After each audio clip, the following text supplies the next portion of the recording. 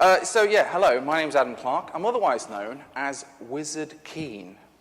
Okay, now, that's what the beard's about. So as a wizard, I play alongside, So I do a lot of kind of work in schools, and I've been a teacher, and I'm an artist and things like that. And I have just come back from the States. We've just spent 3 months in the States with me and my family. We home educate, so our 8-year-old boy came with us as well, and we basically had 6 weeks in a Kentucky forest playing Minecraft. And I'll talk to you a little bit about that because it sounds a bit weird, I know. So this is a hello bit, and now I'm just going to show you a little clip from WonderQuest. WonderQuest is a YouTube show that I co-star with someone called Stampy Longnose. Okay. Now, Stampy Longnose, some of you might recognize who Stampy Longnose is, and you might think, that shrill voice in the mornings that my children wake up to every day, that's who he is. But we actually create an educational show called WonderQuest. It has got curriculum points all the way through it, and it is within Minecraft. So I'm just going to show you a little bit of that, and we can get ourselves sorted out. So Ready? To a world of wonder and adventure. 3, 2... What are you doing, Stampy? Well, considering how dramatic this all is, it seemed like a little bit of narration was appropriate. WonderQuest, the learning adventure series that audiences everywhere can't get enough of, is back with Season 2. Come on, Barnaby, we have a Hall of Wondering to go to. Do we get anything special for joining the society? Like, I don't know, free cake? Nom, nom, nom, nom, nom, We nom. get to learn and mingle with all of the greatest wanderers. Oh, so no cake. Woohoo! Stampy Cat and Wizard Keen have a lot to learn Let's do it! as they journey through time, Philadelphia during the 1750s. travel around the globe, Oh, look, we're back in Egypt. and uncover the secrets Wow! that can bring the wonder back to their world. We did it! This is a dream come true! In Season 2, discover a whole new world of adventure. Good luck, Stampy. You're literally our only hope. But no pressure. I mean, zero pressure. Here we go! WonderQuest Season 2. Subscribe and watch new episodes every Saturday starting August 20th on YouTube and YouTube Kids. And also very every American. Saturday, watch I Wonder. I wonder, how are houses designed to be safe from different weather hazards? The Companion. So I'll stop that there because we just gets carried. It's amazing, American, and all this kind of stuff. But anyway, there you go. That's the trailer for WonderQuest. It's good. Most of it is in Minecraft, and some of it is in animation as well. And the reason that I think this is interesting is because I usually start these conferences by going, hello, my name is Adam Clarke, and I play Minecraft for a living. It's a little bit like those AA meetings, where I literally play video games for a living. And I know, and I know I'm old, all right? So, but the reason I play Minecraft is, and the reason I suppose I'm here talking to you guys as well, I'm talking about the village model and things like that, is that, so where I do all this is in a little village in Cumbria, all right, in the middle of nowhere. And as I don't know, many of you know, Cumbria is one of the largest counties in the UK. It is also the least populated as well. So there are more sheep in the UK than people. In Cumbria, anyway, not in the UK. Might be weird, wouldn't it? But there are, so we haven't got many cultural venues or anything like that, so we kind of make our own entertainment. But for me, my kind of village, the kind of place where I do all this work, is I do it online. And I use things like Minecraft to connect with people around the world. And the way, this looks amazing, doesn't it? This sort of making this WonderQuest and things like that. And basically that's, it's done by Maker Studios, who are owned by Disney, and it's all very exciting and things like that. But actually making it, producing it, I'm in the spare bedroom / office, okay, at night from 4 o'clock till 12 o'clock, recording with Stamps on Skype, and we connect with 2 people from America as well. And we all get on an online world, and we create and play and read scripts and perform ourselves like that. So I do it alone. There's my little boy outside knocking on the door. You finished yet? I'm not sure. I'm recording. Okay. So all this is done via the internet. Okay. And that's kind of important in terms of kind of what I do and my kind of work in practice as well. So I'm starting a few slides off. They're nice and simple. They've just got single words just to remind me what I'm banging on about. So play, for me, is the most important thing. And sort of being able to play and having access to play opportunities, I think just in lots of different ways, and I'll talk about kind of the virtual and the real play right at the end. But that's kind of a key element to my work.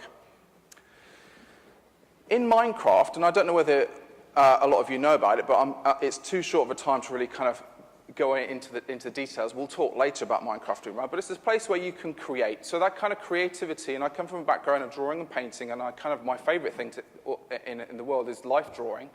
And I did illustration at Leicester University, well, it's Polytechnic actually when it first started, then it turned into Watford University halfway through, and I had to kind of change, and it was the lion thing. But anyway, I loved doing illustration and drawing and painting.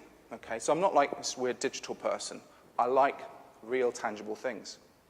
Minecraft allows us to create real tangible things, and don't ever forget that if our children create something in Minecraft, it's not necessarily virtual. Okay, I don't really like the word virtual. It's deadly real, and it's real for them. Minecraft is another place where it's an opportunity to explore. So our kids can actually explore lots of different things. The pictures you're seeing here are some of the work we did at Bernheim Arboretum, which is this Kentucky arts residency that me and my family were in. And we spent 6 weeks in the Arboretum in a real space, and then recreating some of those things and interpreting some of that work inside of Minecraft. So we're able to go out for 2 or 3 mile walks in the morning, explore something, and then come back to our wooden shack and recreate some of these things inside of Minecraft itself. Minecraft and other digital platforms also allow us to be imaginative and create things that we can kind of explore our imagination with. This example here is the fire tower. It's actually a fire tower in Bernheim, but if you climb up the fire tower, in our version at least, you can hear mysterious radio signals from around the world, messages from the past and messages also from the future. So it allows us to be creative and use our imagination.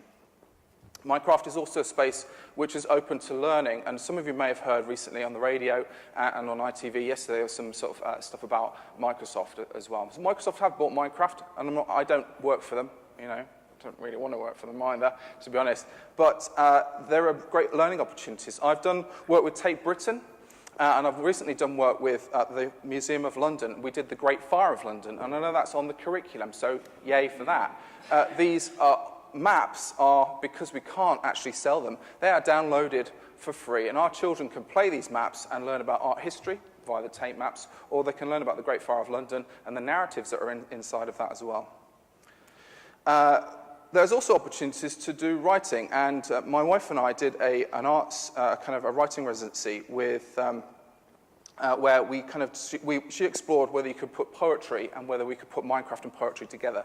So we created a kind of Minecraft poem which is called My Mother's House. And actually this is the moment where I'm going to make you cry a little bit, because this was when we were doing this thing, and it lasted for about 6 months. My wife's mother actually was diagnosed with cancer, and she died just this last Christmas.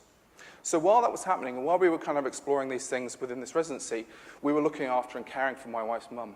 Okay, and my wife's writing, and naturally, kind of focused on grief and kind of things like that as well. So we wrote a poem about my mother's house, which is kind of a series of rooms that she occupied. And as you walk through the rooms, you kind of have to open the door and then close the door as you go through these rooms as well. So we were really talking about grief, and it allowed us to actually talk to our 8-year-old a little bit about what was going on with Grandma and how that all felt. So we're able to actually take Minecraft, which is seemingly a light video game that children play and children are obsessed with, into something that's actually more tangible, meaningful, and actually we can kind of get a lot out of it.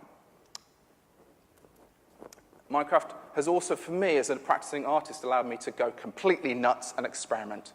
So, the image you see here is of a human body. Now, that actually started its life off as a video of a slide through the kind of human, them kind of videos where they scan all the way through. Well, I started off as that, and then took each frame of that scan and exported it and turned it into a kind of a Minecraft body, and then put it all back together again. Now, it took me 3 months to kind of get down to the shoulders.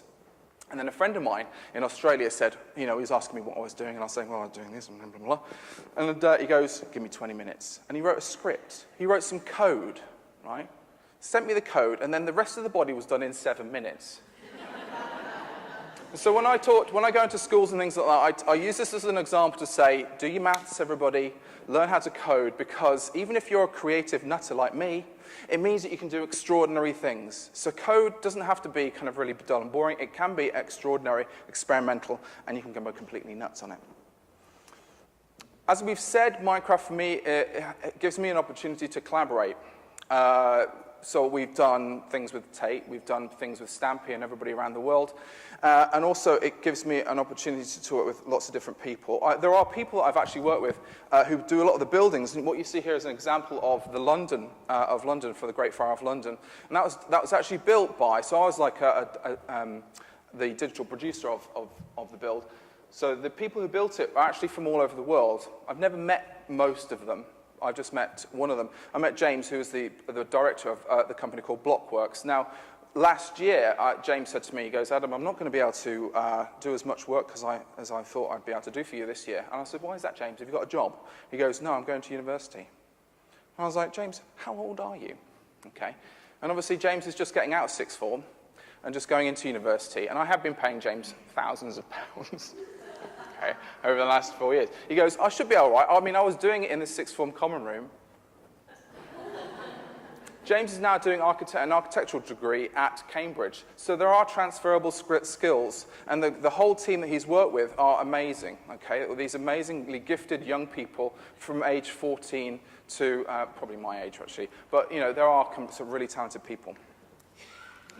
I've got 2 slides left, so don't worry. The last one is actually from Minecraft itself. So Minecraft was bought by Microsoft recently. We all, as a community of people who use it, thought this was a complete disaster. Okay, and we thought, oh no, they're going to kill it. Funnily enough, that's not happening. It's actually growing. So what we see here, we got some green, we got some yellow, and we got some brown. These are they've sold over 100,000 times already. And we can see that there's a growth in Pocket Edition.